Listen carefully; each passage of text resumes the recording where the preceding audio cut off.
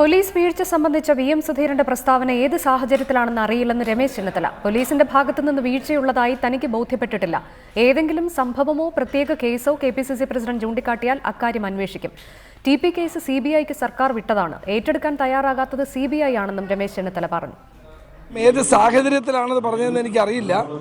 ഏതെങ്കിലും പ്രത്യേക കേസുകൾ അദ്ദേഹത്തിന് ശ്രദ്ധയപ്പെട്ടിട്ടുണ്ടെങ്കിൽ തീർച്ചയായിട്ടും അതിനെ ഗൗരവമായി എടുക്കും.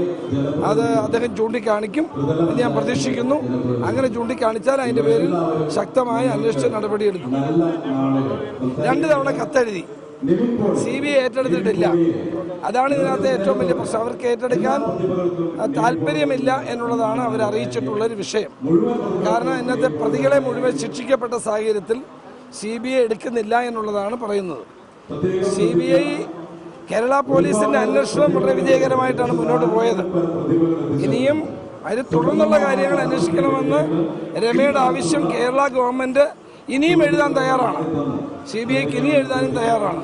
CBI ഏറ്റെടുക്കുമെങ്കിൽ അത് നല്ല കാര്യമാണ്.